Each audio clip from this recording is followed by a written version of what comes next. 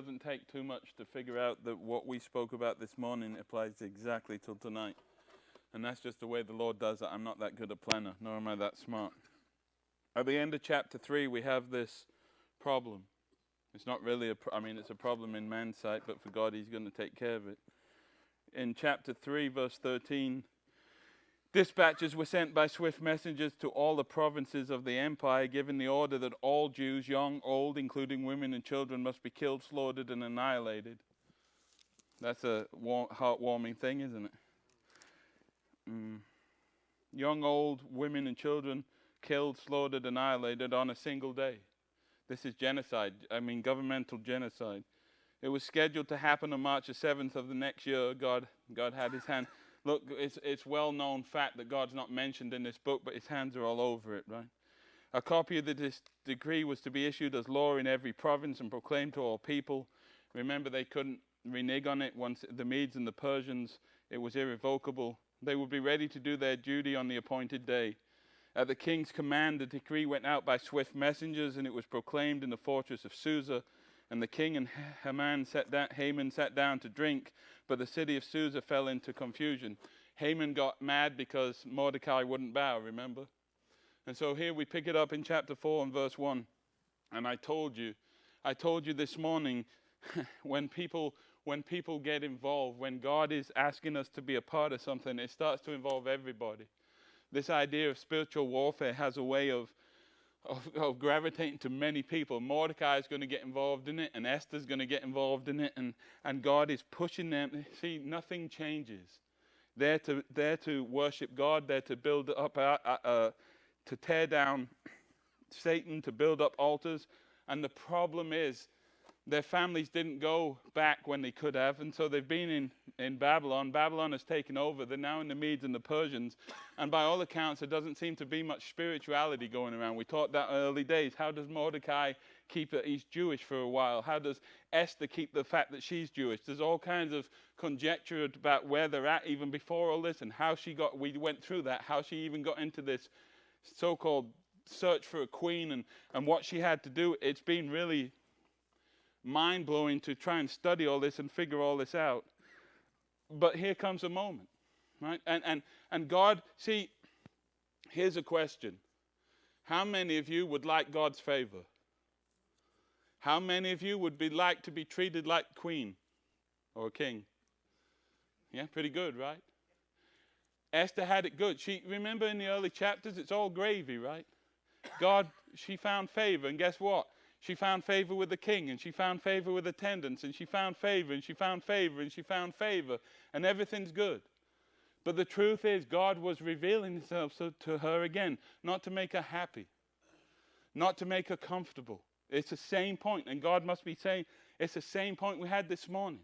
That God is when you look at chapters 1, 2, and 3, Esther is being like, she's getting beauty treatments, right? She's living in a spa. She's got it all. She has, the king was lonely, and now he's got it, and he looked favorably upon her. But the truth is, God is going to call her to be the one who faces death. Now, she won't die, but she doesn't know that. She is going to have to be the one that walks in and stands face to face, and there's this moment we'll learn about. If the king doesn't react a certain way, she's dead. Josephus said they had people beside the throne ready to kill people. They had this for their own protection, for their own prestige. You couldn't, I'm guessing it's like Secret Service today. I'm guessing you can't just walk in the Oval Office. You couldn't just walk into the king's presence. And when you walked into the king's presence, if he held out his scepter, you're okay. If he didn't, guess what? You were dead. And there was no Congress meetings. There was no meetings afterwards to discuss if you could do that. He had Josephus said, I can't remember what he said, but they were ready to beat them. They were ready to kill them. 2 people by the king's throne as protection. And when someone came in, if he didn't say it's okay to be there, guess what? You're gone. So again, think about this. We tend to misunderstand. Does God want us to have, does God want to bless his children? Yes. Does he enjoy us having a good time? Yes. But the prayers that you're seeing answered, the experiences you're having with God are way deeper than what you imagine them to be. And I keep telling you, whatever he's showing you through those things is pivotal to your next battle. So when God meets you financially, don't just think, hallelujah, he met my financial need. He's showing you something because it's going to become a test. Esther was treated well, but again, see, in the first few chapters, there's moments you wouldn't want to be Esther. There's a moment, I get it. But for the most part, you'd love to be Esther, right? Finding favor and winning the competition and getting beauty treatments and getting, I mean, she basically has anything she wants in the kingdom, almost. And then the thing changes, and here and how they got there or whatever, they're there. And chapter 4, verse 1, Mordecai learns about all that had been done. This is our life, right? That family tonight didn't know yesterday or the day before that they were going to be there. Life just happens. It's done. Something happens and it's over. And we don't know about it. But Mordecai learned about all that had been done. But you know who isn't learning about what's been done? God. God had seen this coming before the foundation of the world.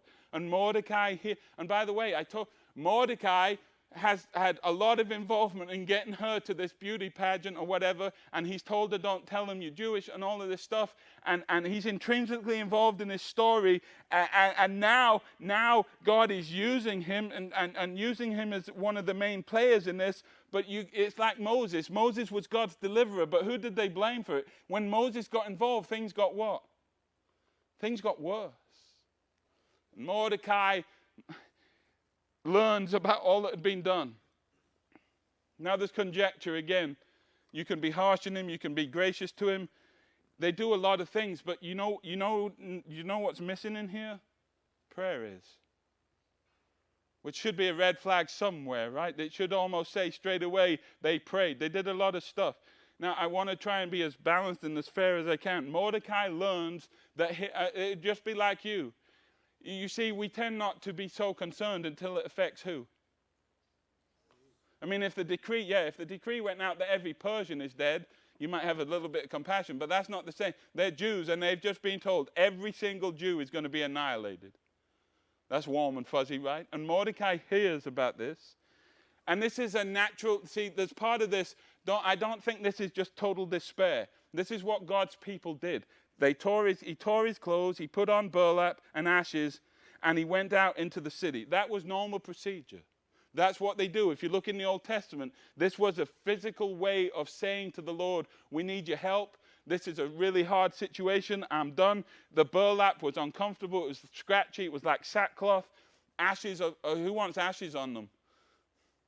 It was a way of being uncomfortable. It was a way of showing people it was almost a way of saying, I give and I need help and I'm desperate for help. I'm desperate for somebody who ultimately is God, right? So I don't know that you can say he did a terrible thing. It looks like he's wailing and crying and just losing it. And now I think there's part of it he is unsteadied by this. The one thing I would say is all of this stuff, crying and loud, bitter wails and putting on burlap, is secondary to what? To praying. Does it say he prayed? It doesn't. And that's a mistake. Right? That shows you something. Again, how Jewish they were, I already told you in the first few weeks. If he's telling her, don't tell her you're Jewish, that seems to be somewhat problematic. You should be known as Jewish because of the traditions, because of the difference, because of the...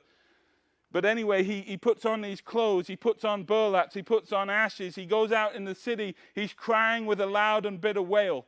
I think he's a complicated character. I think he's crying out of despair. I think he's scared. I think he knows the king can do this. I think he knows it's irrevocable, but I think there's that tinge of God can do something, and we're going to see it come out of Mordecai. I don't think Mordecai has been particularly strong. I don't think he's lived the perfect life, but God is going to use him. And thank God that he uses imperfect people, because all of us would be up the creek without a paddle, they say, right? He went, listen to this, he went as far as the palace. This is ironic, and this is kind of how aloof kings were, for no one was allowed to enter the palace gate while wearing clothes of mourning. You weren't allowed to mourn near the palace. And part of that might be a prideful thing, like Why would you mourn when you have, right? Kings would want, what do kings want to show you? Who's boss?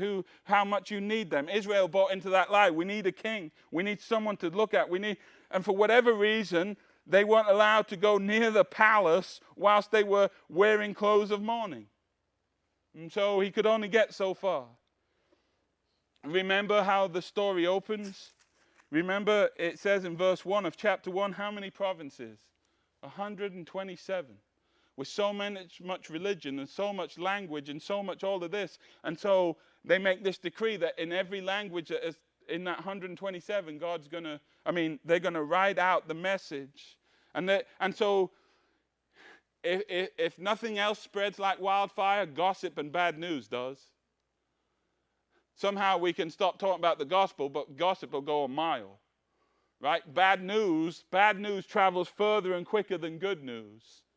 And you can imagine as word starts going out, you see, when you don't understand the language, all you're seeing is people panicking. But all of a sudden it reaches your province, and all of a sudden you hear it in your language, and every Jewish person hears in about a year, we're all dead. And look at what it says. And as news of the king's decree reached all the provinces. The Lord allowed that, right? The Lord could have stopped that. He could have stopped the news going out, but he didn't. He allows the news to spread, and it reaches every province. And what does it say? There was great mourning among the Jews. What's the key in that? What's the key when you receive news like that? What's the advice you would give to people who say, I've just heard from the government that in 1 year we're all dead. Let's say that government came out today. In 1 year, Christians are dead. Go and kill them, and if you kill them, you get their stuff.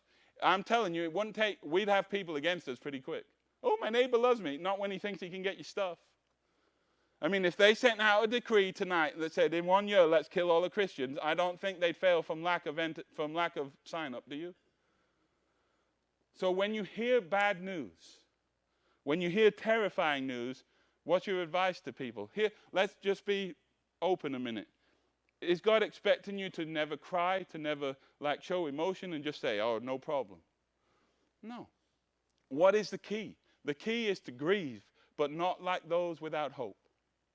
So every essence of your grieving is through, like tonight, when you've lost a child in a motorbike accident, you grieve, right? I can't even imagine, you grieve. But every aspect of that grieving and every bit of why and how come and what ifs and all of the stuff, all of the pain has to be filtered through God is love and God is good and God is holy and God is perfect. And does that make sense? So that yes, you have questions maybe and yes, you have pain, but they don't go unanswered. In other words, you filter it all through God. And when it all filters through God, you don't have to grieve anymore like you were. If you take God out of the equation, if you don't think about, so yes, I feel this way, but God is this. If you don't have God, then what do you have? You've got nothing, right? And so there's this, and I can't speak for Mordecai, but he hears this. And at that moment, all I can tell you is what you really believe about God really comes out. I mean, you can talk about God. You can go to the temples. You can do whatever you want. Not here in Persia, but you get my point. You can go to church. You can do all the stuff. But bad news has a way of hitting you pretty quick and pretty hard, right? And what I'm telling you is your training and your understanding and your faith all comes out in that moment. And you can look at your life. Sometimes you've handled bad news really well. And sometimes you haven't. And that's all traced back to your intimacy with God. How you and God, what you really think about God. Because if you think God was wrong or late or didn't understand, you're going to mourn. But in a totally different way. And so it says Mordecai mourns.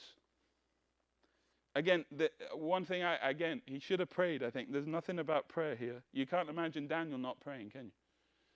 You can't imagine David not praying. You can't imagine. So, if you want to get critical, that's where I would.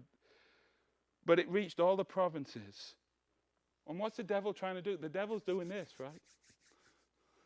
What the devil doesn't realize is that every single province that's heard this news is going to be in trouble. Not the Jews, the other people. And there's great mourning among the Jews. They fasted, they wept, they wailed. What's missing again? Yeah, they fasted. That's good. They wept. Now again, how are you weeping? You can weep, but you have to weep with hope. Right? You have to weep with understanding. They wailed. Now, again, all this is good. It's normal until you're messed up in the inner man, and then it can be other things, right? And many people lay in burlap and ashes. Now, I can't speak for those people, but it strikes me that you can lay around in burlap and ashes and be far away. You can act like God is your hope and all of this, but you can even fast and be, right? They can do all of these things. I mean, the Pharisees would do this kind of stuff, but they had no intimacy with God. You can do all the religious stuff, but it doesn't necessarily mean you get it. And so here they are, they're fasting, they're weeping, they're wailing, and nobody has the answer. And by the way, do you want to be the answer? See, in this moment, and this is what we're getting at in this journey that we're taking as a church. If God said, I'm going to use one person, everyone is fasting and everyone is weeping and everyone is wailing and everyone's about to be killed, but don't worry, I have the answer. I'm going to use one person. Would you want to be that one? Here's the upside. You'll get to know God and see God and hear from God more powerfully than you've ever dreamt of. I mean, when God uses Daniel, you think Daniel knows God a bit? What Daniel knew about God before the lion was immense. It even increases in the den, in the lion's den. But this is the rub. This is where we're continually at the moment. Like, if God came in and said, hey, you can experience me more than anybody else in this room. I'm going to show you things that no one else is going to see. I'm going to do things in you and through you and for you that no one else will have. Me and you are going to become closer than anyone else. I'm going to show you. I'm going to equip you. We're going to become tight. I'm going to show you a special favor and anointing and grace. That sounds... But what happens if the reverse of that is, but you're the one that's going to have to face death. You're the one that's going to have to jump in the lion's den. You're the one that's going to get thrown in the fire. And let's be honest, how many of us would say, as much as I want to experience all of those things, let someone go in the fire. Let someone else have it. And that's where I'm at sometimes. That's what I'm telling you. Like, the thought of being in the fire is... And being a man who quenches that, like what God was talking about this morning in Hebrews, is overwhelming. The problem with that, you have to actually get in the fire though, right? And the fire gets hot.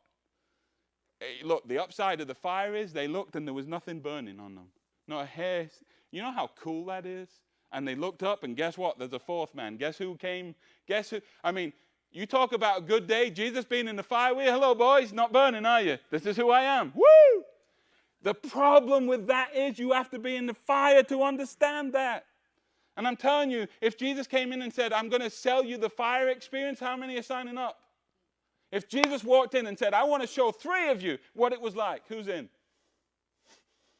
I doubt would be like, no, me. I'm like, Clark, you can do that.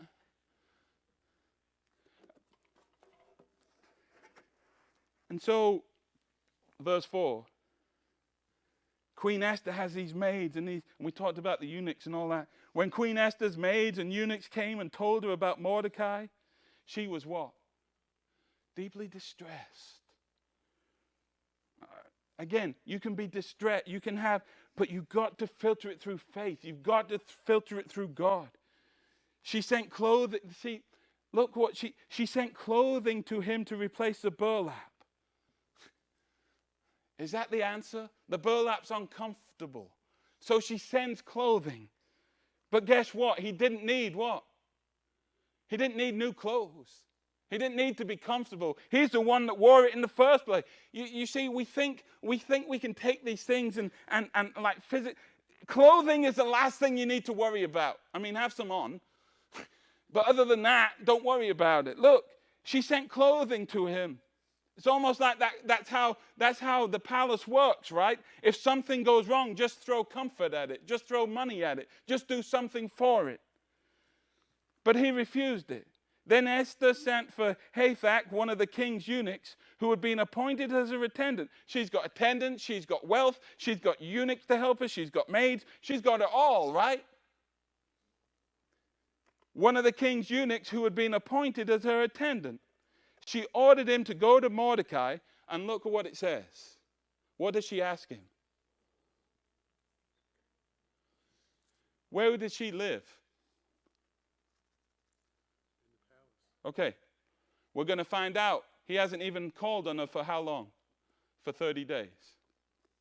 She lives in the same palace as the king's decree was sent out for, and she doesn't know what's going on. That's how aloof it was. That's how crazy it was. She was in, look at what it says. She sent him clothes. You think she would have sent him clothes if she knows the whole Jews are going down? Look at what it says. Esther sent for Hathach, one of the king's eunuchs, who had been appointed as her attendant. She ordered him, go to Mordecai and find out what's troubling him and why is he in what? She's upset. She sees Mordecai, she sees him mourning, she sees him distressed, and she wants to help. Then look. So Hathach went out to Mordecai in the square in front of the palace gate. So he's in front of the palace gate, he's in the square. I do like that about Mordecai. I think Mordecai does something special by going outside and doing it rather than keeping it to himself. And see, sometimes we're too, like at the altar or in our lives, or we don't want to share stuff. We don't want to feel like we're vulnerable and we don't want to show weakness. But thank God that Mordecai is out there at least showing that something's awry. Mordecai told him what? The whole story.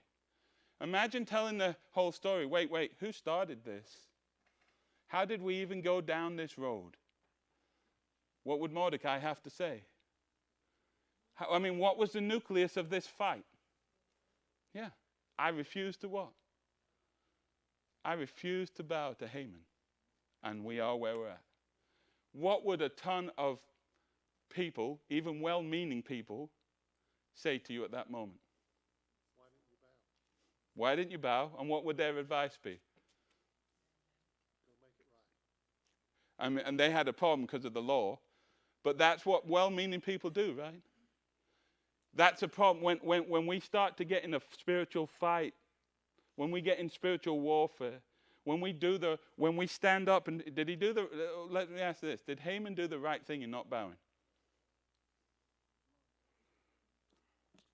Right, he did, right? Did the 3 Hebrew boys do the right thing? Who in the right mind says, hey, don't do that? Actually, all of them did apart from 3 of them. There could have been 8 Hebrew boys in there, but 3 of them stood. This is the culture we live in, right? Hey, man, don't do that. Just back down. And because, here's the thing. If it just comes back on Mordecai, then people might say, good for you. Strong convictions. Woo! But when Mordecai's actions are threatening to kill a whole people, you think people weren't like, what are you doing? Just bow, man. Just do what you're not meant to do, right? When he's telling this story, how did it start? We've been in positions where, like, how did it start? Well, we did this. Well, why did you do that? Because it was the right thing to do. And then people try and back you down and walk you around that and say, don't do that next time. Well, Mordecai, God's all over this, right? Obviously, this is a whole thing that God's doing. But when you read the story, Haman got flaming mad because Mordecai wouldn't bow. Again, Mordecai is one of these characters. There's so much good in him. There's crazy in him. It's us, basically. Mordecai tells him the whole story. And to the king's credit, Haman has promised all that money to pay in the royal treasury, and he tells Haman, do what you want with it. So I don't really think the king's that bothered about, enough's enough, right? He's got his. Mordecai told him the whole story, including the exact amount of money Haman had promised to pay into the royal treasury for the destruction of the Jews. Really, that's all you need, right? All you need is a corrupt king, a willing person to come against it, and money, and basically you can get what you want. Think about that. If you have a corrupt judge, someone who's willing to do the evil, and someone who's willing to pay, guess what happens most of the time? Evil. Right? You get corruption and money and put them together, and guess what? So Haman is trying to pay him off because Haman is that evil. And people offer you things that they would take. Haman is offering money because he would take the money. Does that make sense? People come, they do things or because they think that's how their eye would be got. So Haman is flaming mad, and this is all started, and Mordecai tells him the exact amount of money Haman had promised to pay into the royal treasury for the destruction of the Jews. Now again, how do you know? Let's go back. There's a reason why you can stay calm in all of this. How do you know for a fact that this cannot happen? There's Jews everywhere, so I mean, I guess, but is God ever going to let the Jews get snubbed out? No. He can't. Now, granted, there's others in other places, so we're just talking about the ones in these provinces. God has a plan for these people. And God, this isn't, by the way, this isn't God's first rodeo with trying to protect Israel. He's done it ever since he chose them. Right? It's always been. Mordecai gave Hathach a copy of the decree. Why do you think he's doing that? And by the way, that means Mordecai had a copy of what? He had a copy of it. He had a copy of it, right? Imagine how, see, here's the key to this. Have a copy of the decree that says Jews are dead and still believe that God's got it, God's good, and don't let this affect you at all. I mean, don't let that sway your faith. Here's the decree. This is real. It's not nonsense. It's not made up. This is 100% bona fide. I mean, what would you do tonight if you got a decree saying you're dead in a year? The government's coming after you. It's bona fide. It's signed by the president. They're all coming. And whoever gets you, and they're going to keep your stuff. Would that be a challenge? See, here, what I'm saying tonight, if you had that paper in this, which one are you going to look at more? You should, right? But which one gets our attention? Sometimes we focus on, I mean, if you had this book and that decree, which one are you going to bed thinking about? Which one are you trusting? That's the challenge. Have this decree. Have it. It's real. Read it. Understand what it says. But at the same time, believe the word and power of God. Right? Which one's more powerful? And so he's got a copy of the decree. And in order so that she understands fully, so that there's no miscommunication and no like, oh, maybe he's over-exaggerating. Look at what happens. Mordecai gives Hathach a copy of the decree issued in Susa that called for the death of all Jews. He asked Hathach to show it to Esther and explain the situation to her. Show it to Esther and explain the situation to her. Imagine the trouble.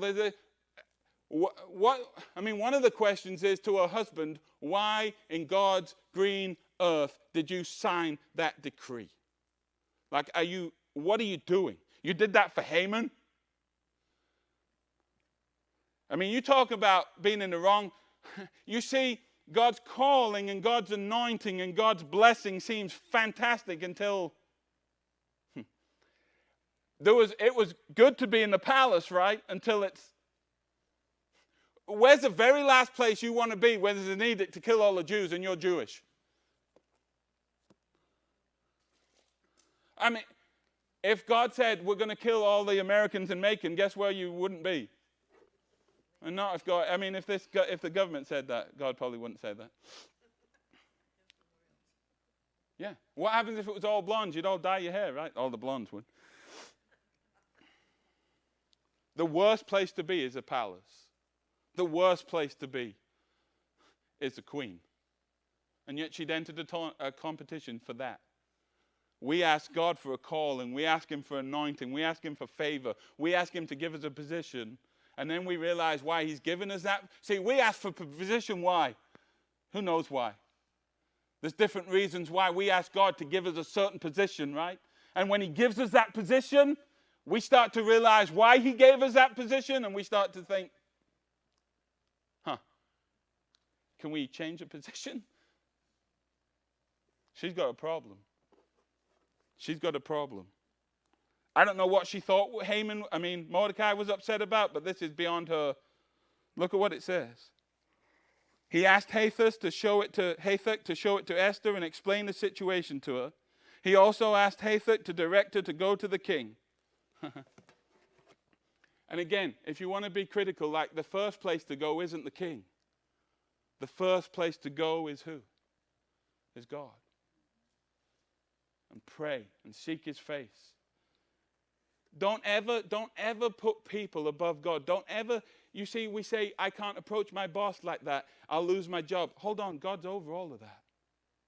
We give people way too much power and credit and authority in our life. There's only one ruler. There's only one we're to be in fear of. There's only one who has everything, and that's God. And sometimes we're like, God, I can't overstep my mark. And if I do that, imagine, look, he's going to the king, and God's going to work all of this out.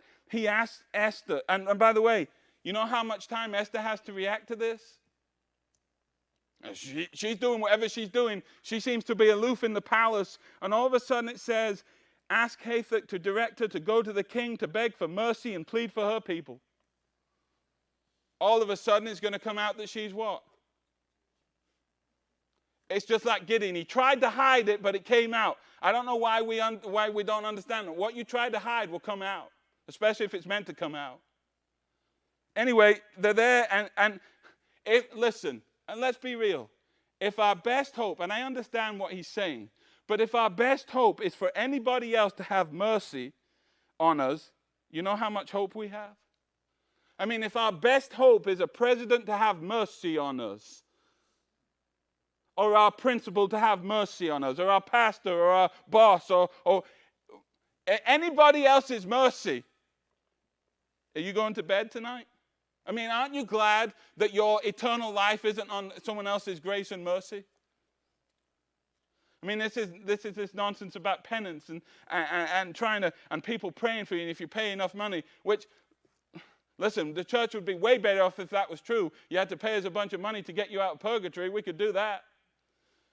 The problem is it's not true. It doesn't work like that. Imagine putting your life under anyone else's mercy. They're not begging for God. But they're going to go to Xerxes. They're going to beg for mercy and plead for her people. So Hathach returned to Esther with Mordecai's message. Hold on, Esther. Don't get too comfortable. God's been good to you. God's shown you himself. And now payment comes, right? Now revelation always requires responsibility. Esther told Hathach to go back and relay this message to Mordecai. And you can tell, here's what I told you. Sometimes we justify things. Sometimes, look, it's easy to stand up and say what we would do, but honestly, you don't know until you what? It's easy for a preacher to tell you what exactly I would do and what you should do, but let's be real, right? What would you do if you were Esther? I mean, look, the greatest thing would be like, I'm going to go get him. Woo! Esther tells him to go and tell this to Mordecai. All the king's officials and even the people in the provinces know that anyone who appears before the king in his inner court without being invited is doomed to die. What does that sound like? Is that true? Is that true? Yeah, it's true. But what is that essentially? You see, we do the same thing. You know, if I go and tell my boss that, he'll fire me. You know, if I stand up for Christianity at this workplace, I'll be fired. You know, if I say that, our family, we say all the time, we make these ideas up, and look, she's struggling. This is kind of a lot to take in, right? But this is why you have to be really, really in tune with God before these things happen. And she says, look, okay, again, it's different now because it's coming at the Jews. This is right at her people. She's got and by the way, she has a vested interest, not just for everybody else, but for herself, right? And so she says, hey, it's almost like, hey, I really, really would. But How many times have you said that? And you know, the Christianese for that is, I don't have a peace about it. That's what we say. That's a legitimate statement, but we use that to basically like get us out of anything. Oh, no one knows what I'm talking about. That's awesome. Look, is it true what she's saying? Yes, it's true. Yes, it's true. But see, this is exactly what God calls us to do. Go and stand by faith and go and tear this down. And you're going to see a God who overdoes all. I mean, if Esther just says, I can't do it, then who's going to? And that's the problem, right? It's almost like, I don't want to do that. Why don't you do that? It can't be really encouraging to Mordecai either, can it? Look what happens.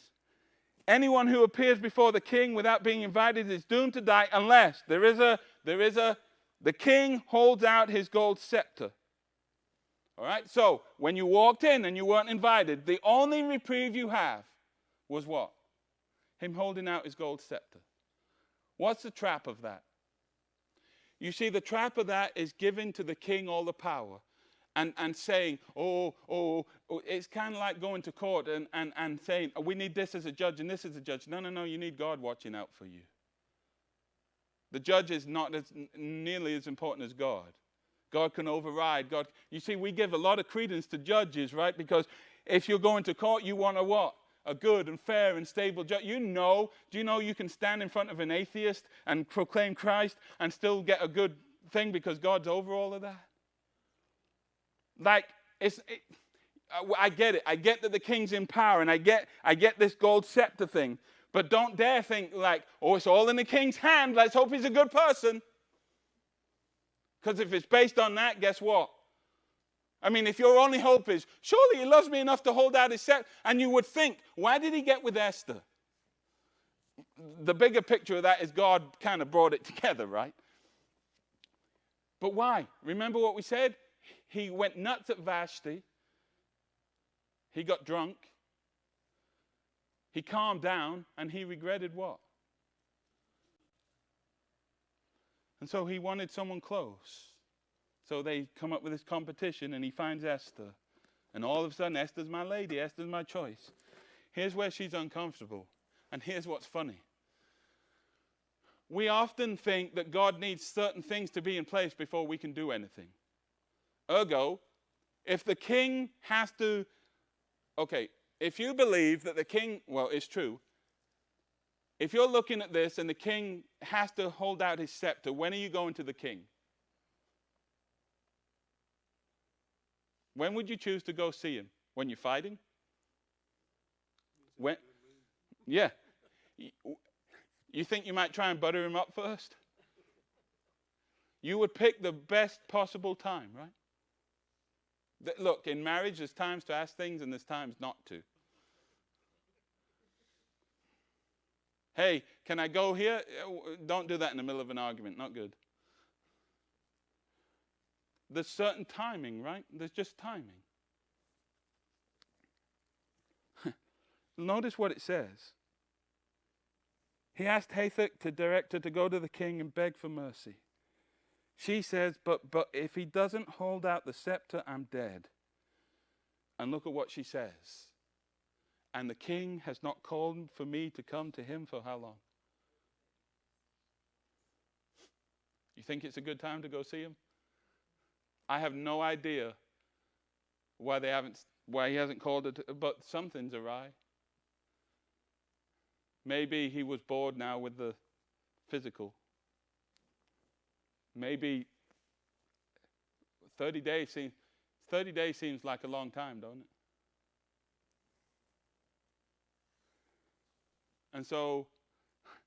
And by the way, Hathach's kind of caught in the middle, but God's teaching him. And he gave Esther's message to Mordecai. He must be having fun, huh? This is what he said. This is what she said. And by the way, most of the time when you play that messenger game, people get mad at you and they both team up against you. And like, I'm just caught in the middle trying to help you. Mordecai sent this reply to Esther, and here's the famous part. Here's what everyone knows about Esther. And Mordecai all of a sudden seems to have this oomph about him that he doesn't have before. Maybe, who knows? But when it's coming home and look, what has he figured out? He's figured out they need God's help, and he's figured out that God has put who? Esther there. So when you figure out God has put them in there to help us and they won't help, it gets a little fragile, right? Mordecai sent this reply to Esther. Don't think for a moment that because you're in this palace, you will escape when all the other Jews are killed. Is he right? You know what all means? Even if, at this point, even if the king wanted to redact that, he cannot. He can't. So it goes back to think maybe it would have helped if he had known she was Jewish. Maybe it wouldn't. But he's got himself a problem. She's got herself a problem. Don't think for a moment that because you're in the palace, you will escape when all the other Jews are killed. Esther, if you do nothing, this isn't just them. It's you. Don't think for a minute that king will help you. He won't. If you keep, this is pretty bold. This is like harsh love. This is like the friend that you need to say these things to you that at first you want to slap them. I'm telling you, you need someone like this in your life. You need someone to look at you in the face and tell you spiritual truths. Not in a harsh way. Look, when people come at you in certain ways, it doesn't work. It's not when we're not close, when we're not friends, when you're just coming at me, that doesn't help. But when someone with my best interest, in the best interest of the church, for example, comes and says, look, that's a totally different scenario. Mordecai he's involved. He's got him, he's got her, he's got all of these people. Everyone's mourning, Listen, it wouldn't take much if a decree was to kill all Americans to understand that all Americans would hopefully come together, right? Regardless of where you were at. And he says, if you keep quiet at a time like this, how many times has that been our battle? How many times have you had that battle in your life? Shh, just keep quiet. How many times when you're about to witness? How many times when, listen, you want some brutal truth? When we sit at church and stay silent over wrong, we're basically voting for it. Oh, it wasn't my business. Yeah, it's not your business because it doesn't involve you, but if it involved you, you'd want someone to stand up for you, right? Staying silent is kind of a way of just saying, well, it wasn't my business. Mm-hmm. You have these people, I would have said something. I've done it, we've done that. Why do we want to stay silent? It's self-preservation, right? We think. And what are we, in a meeting, if someone needs to speak up, what are we all thinking? Yeah. Nick, would you just do it already? And let's see how Nick gets on, and if there's a big ruckus, Nick, why did you say that? But if it's taken, I can jump on that and be like, woo! And we're all, have you ever been in school and you wanted to know a question and you didn't have the guts to answer it? I could tell you stories, but anyway. There's certain things, even in school, you don't want to look like the idiot, so you're just praying there's another idiot in the room that is going to ask the question that you want to ask, right? And then you act like you knew it. And see, don't you want to be that person? Don't you want to be that person that's brave enough to speak out? That gives me chill bumps being that person. That's what I want to be. But then you realize you pay a price and you're like, that's why no one else spoke out. I've told you this before. It haunts me to this day. I don't know how old I was, 12, 13. Andrea Haig, I even know her name. Her dad was a pastor, David Haig. He was a pastor in town too. And the religious education teacher said, who believes in God?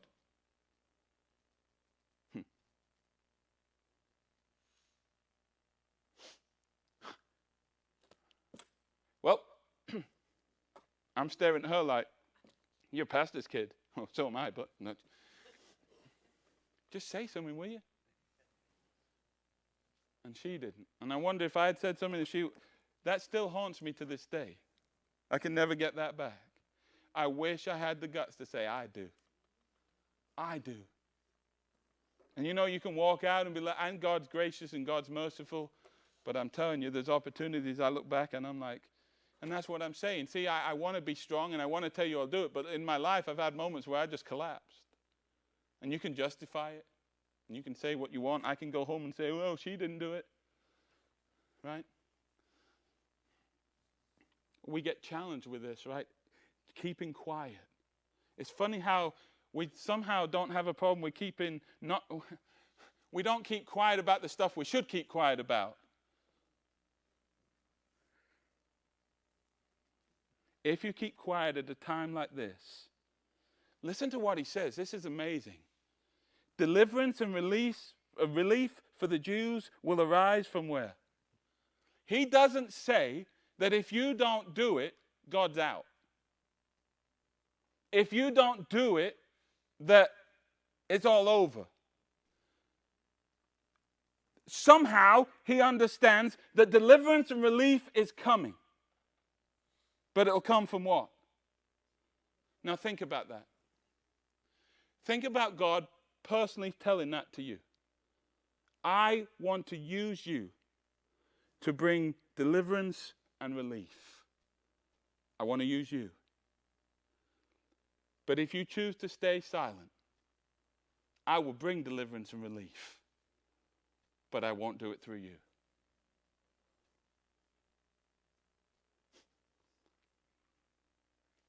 God has never said, hey, Phil, if you don't speak, it's all over. You know what? If God if I don't do what God has told me to do, you know what God's never said? No, we need Phil, don't touch him. You know what? If I don't do here what I need to do, God's very able to bring deliverance and relief through somebody else. And that should be humbling for all of us. It's amazing. He says, God, why? Because God inherently loves the Jews. He's got a plan for the Jews. He's got a purpose for the Jews. And Mordecai seems to understand that deliverance and relief will come from some other place. But what? But you and by the way, whose relatives? Who's one of her relatives? He is. But you and your what?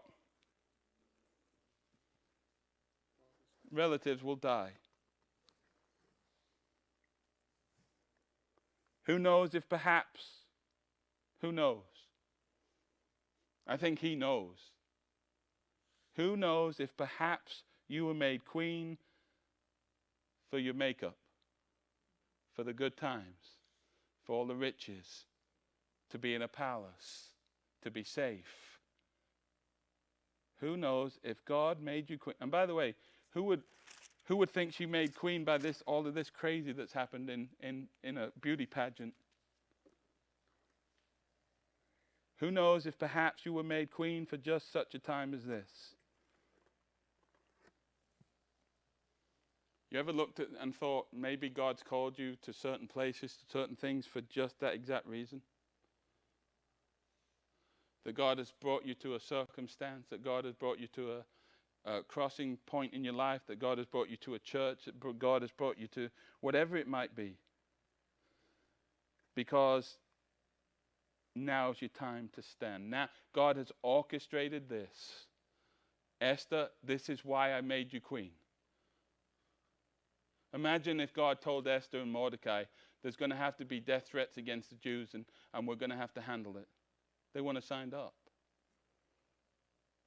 Now he makes her think, okay, God is over this and he's made me queen for this. What happens if you get your dream job, but it's not what you thought it was? Oh, it's everything you thought it was. Money, prestige, everything. But your idea about why you're there and God's idea about why you're there are totally different. Most of the time we go to work for what? Let's be honest, we go to work for what? Right. And that's not a bad thing. You can't serve it as a master and there's money's all right. How many of you think when you came to this church, you knew why you were coming here? How many of you married the person you married and thought you knew exactly what God was doing? How many of you knew what God had when God said, go and take that job, and you were like, woo! If only you'd known. If only you'd known what he was up to. If only you'd known. See, what we think when God answers our prayer, how he redirects us, we think we know, and guess what? We don't know. And she is made to think, maybe God is going to use you. Maybe this, Esther, maybe this is why God has put you in a time like this. This is why you were made queen. Who made her queen? Not the king. And quick, Esther sent this reply. Here we go. This is getting tight. Right? Aren't you glad you're not that guy? Like, he wishes they had text messages, right? Just text her, will you? Esther sent this reply to Mordecai. Listen to this. Go and gather together all the Jews of Susa and what? And fast for me. Notice what is missing again. Do not eat or drink for 3 days, night or day. My maids and I will do the same. This is amazing. There's so much in this. We'll go into this next week. Mordecai, fast. Don't eat, don't drink for 3 days. Listen, I'm going to be honest with you. To not drink or eat for 3 days, I'm really going to have to like you. And my maids will do the same. We're going to fast. Now, don't eat or drink. And look at what she says. And then, though it is against the law. Now, it can be against the law. It just can't be against God's law. I will go in to see the king. And listen to this. If I must die, I must die. So Mordecai went away and did everything as Esther had ordered him. If I must die, I must die. Are you there? You see,